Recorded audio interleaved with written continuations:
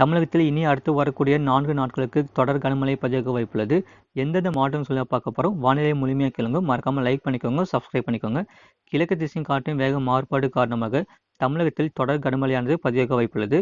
இந்த மழையை பொறுத்தவரை இரவு அல்லது நள்ளிரவு முதல் தென் தமிழக மாவட்டங்களிலும் முதலாவதாக பரவலாக மழை பெய்ய வாய்ப்புள்ளது.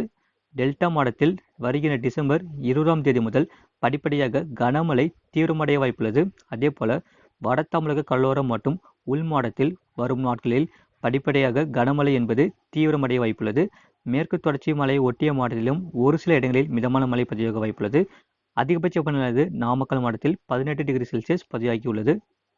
இதன் காரணமாக தமிழ்நாடு, புதுவை மற்றும் காரைக்கால் பகுதிகளில் ஓரிரு இடங்களில் லேசான முதல் மிதமான மழை பெய்யக்கூடும்.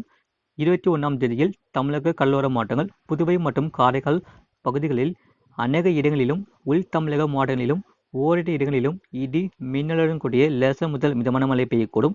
கனமழை பெய்யக்கூடிய மாவட்டங்கள் தூத்துக்குடி, ராமநாதபுரம், சிவகங்கை, புதுக்கோட்டை, தஞ்சாவூர், திருவாரூர், நாகப்பட்டினம், மயிலாடுதுறை, கடலூர் மாவட்டங்கள் மற்றும் காரைக்கால் பகுதிகளில் ஓரிரு இடங்களில் கனமழை பதிவாக வாய்ப்புள்ளது.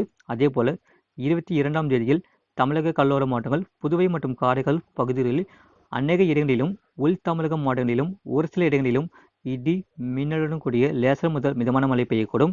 கனமழை பெய்யக்கூடிய மாவட்டங்கள் ராமநாதபுரம், சிவகங்கை, புதுக்கோட்டை, தஞ்சாவூர், திருவாரூர், நாகப்பட்டினம், மயிலாடுதுறை, கடலூர், விழுப்புரம், செங்கல்பட்டு மாவட்டங்கள், புதுச்சேரி மற்றும் காரைக்கால் பகுதிகளில் ஓரிரு இடங்களில் கனமழை பதிவாக வாய்ப்புள்ளது. சென்னை மற்றும் புறநகர் பகுதிக்கான வானிலை முன்னறிவிப்பு. அடுத்த 48 மணி நேரத்திற்கு வானம் ஓரளவு மேகமூட்டத்துடன் காணப்படும். நகரின் ஓரிரு இடங்களில் லேசான மழை பெய்யக்கூடும். அதிகபட்ச வெப்பநிலையானது 30 டிகிரி செல்சியஸ் மற்றும் குறைந்தபட்ச வெப்பநிலையானது 24 முதல் 25 டிகிரி செல்சியஸ் அளவில் இருக்கக்கூடும். தமிழகத்தில் ஓரிரு இடங்களில் லேசான மழை பதிவாகி உள்ளது. புதுவை மற்றும் காரைக்கால் பகுதிகளில் வறண்ட வானிலை நிலவியது. கடந்த தமிழகத்தில் பதிவான மழையளவு எதுவும் இல்லை.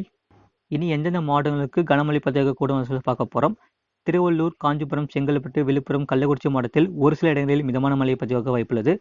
புதுச்சேரி மற்றும் காரைக்கால் பகுதிகளில் அதிகபட்ச வெப்பநிலை 32 டிகிரி செல்சியஸ், ஒரு சில இடங்களில் மிதமான மழை பெய்யக்கூடும். அரியலூர், பெரம்பலூர், தஞ்சாவூர், மயிலாடுதுறை, திருவாரூர் மாவட்டத்தில் ஒரு சில இடங்களில் மிதமான மழை பதிவாக வாய்ப்புள்ளது. அதேபோல நாகப்பட்டினம், திருச்சிராப்பள்ளி, புதுக்கோட்டை, வேலூர், திருப்பத்தூர், ராணிப்பேட்டை, திருவண்ணாமலை மாவட்டத்தில் ஒரு சில இடங்களில் மிதமான மழை பதிவாக வாய்ப்புள்ளது. அதேபோல கிருஷ்ணகிரி, தருமபுரி, சேலம், கரூர், நாமக்கல், ஈரோடு மாவட்டத்தில் ஒரு சில இடங்களில் மிதமான மழை பதிவாக வாய்ப்புள்ளது. திருப்பூர், மதுரை, திண்டுக்கல், விருதுநகர், சிவகங்கை மாவட்டத்தில் ஒரு சில இடங்களில் மிதமான மழை பதிவாக வாய்ப்புள்ளது. ராமநாதபுரம், தூத்துக்குடி, திருநெல்வேலி, நீலகிரி மாவட்டத்தில் ஒரு சில இடங்களில் மிதமான மழை பதிவாக வாய்ப்புள்ளது. கோயம்புத்தூர், தேனி மாவட்டத்திலும் ஒரு சில இடங்களில் மிதமான மழை பதிவாக வாய்ப்புள்ளது. தென்காசி மாவட்டத்தில் ஒரு சில இடங்களில் மிதமான மழை முதல் கனமழை பதிவாக வாய்ப்புள்ளது. கன்னியாகுமரி மாவட்டத்தில் ஒரு சில இடங்களில் மிதமான மழை பதிவாக வாய்ப்புள்ளது. மீனவர்களுக்கான எச்சரிக்கை. அந்தமான் கடற்பகுதிகள் மற்றும் அதனை ஒட்டிய தென்கிழக்கு வங்கக்கடல் பகுதிகள், இலங்கை கடலோர பகுதிகளை ஒட்டிய தென்மேற்கு வங்கக்கடல் பகுதிகளில் சூறாவளி காற்று மணிக்கு 35 முதல் 45 கிலோமீட்டர் வேகத்திலும் இடையிடையே 55 கிலோமீட்டர் வேகத்திலும் வீசக்கூடும்.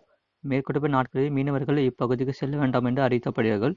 இதுபோன்ற செய்திகளை உடனுக்குடன் அறிந்து கொள்ள மறக்காமல் சேனலை சப்ஸ்கிரைப் செய்யுங்கள், மற்றொரு திருப்பத்தை ஷேர் செய்யுங்கள்.